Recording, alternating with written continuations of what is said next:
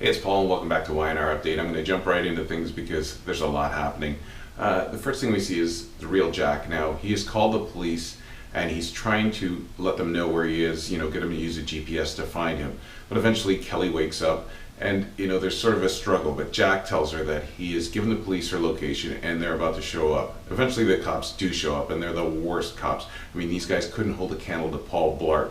They're obviously on some Caribbean island, and basically all Kelly has to do to convince them is tell them that Jack is her patient and she's taking care of him. But I don't understand how they believe her with blood gushing out of this neck wound and Jack just giving them a plausible reason why he's being held there in restraints. So what do the cops do? Kelly takes one of them aside, they come back. Next thing you know, Jack is in a straitjacket, and they'd asked him for a passport, which he couldn't present, so they take off, and once again, Jack is under Kelly's control. It gets even worse because at one point, Victor does call her and she tells him that everything's under control and he tells her to get rid of the phone. So things are looking more and more hopeless for real Jack.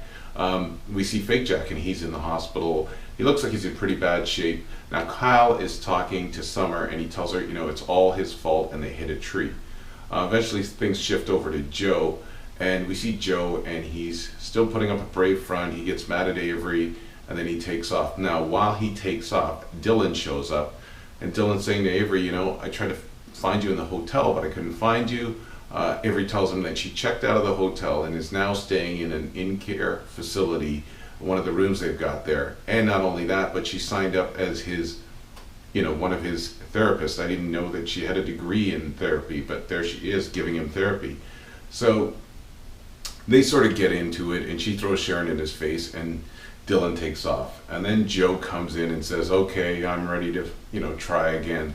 So he gets going, he makes some progress. Next thing you know, they're hugging, and you know what happens next. Yeah, Dylan doubles back, and he sees them hugging, and he takes off. So this, as you know, is paving the way for him to lock lips with Sharon, and that's going to be coming soon.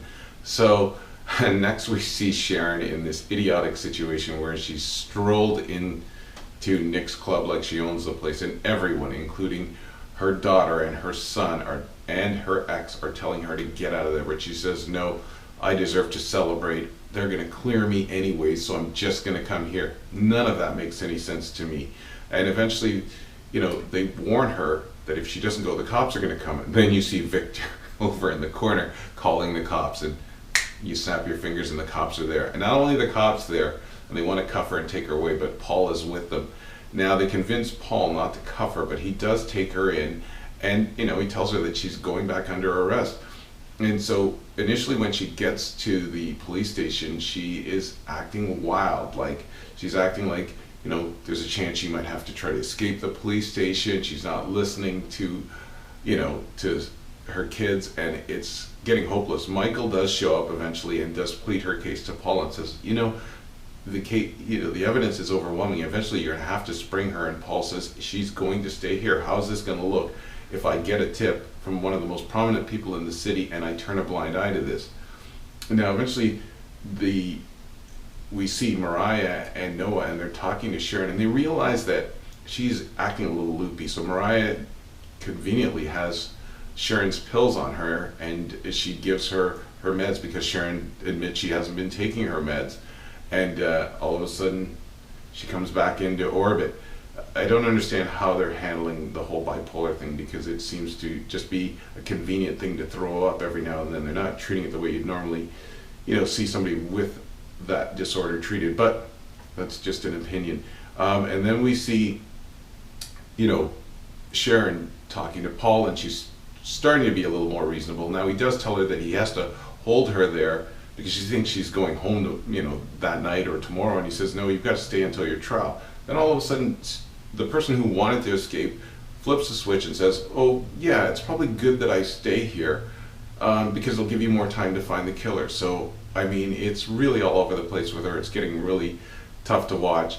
And then we see, Summer, and she tells Phyllis that Jack is in the ICU. So she goes running over there, and the doctor tells them that Jack's brain has been injured in the same spot during the cave-in. And this is the other thing I can't understand. There was a different Jack in the cave-in. Real Jack was in the cave-in. So I'm wondering how blood, brain scans, all this stuff are matching up if this guy is a fake.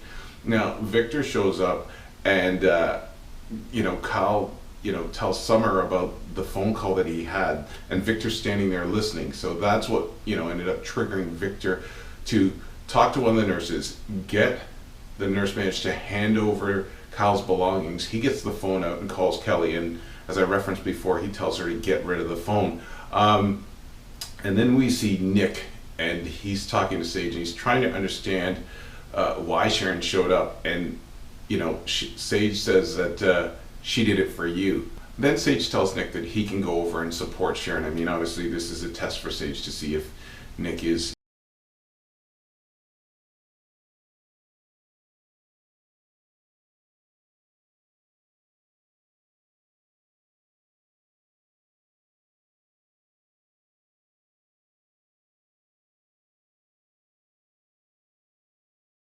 and then eventually, Mariah has a heart-to-heart with Kevin and tells Kevin that she's reckless just like her mom. They have the same trait, so you can take off anytime. And Kevin basically tells her he's not going anywhere, and that's sort of what we have. I actually want to take this time to do a special shout out to some of the people that have been giving us a lot of Twitter support and have been supporting the YouTube channel.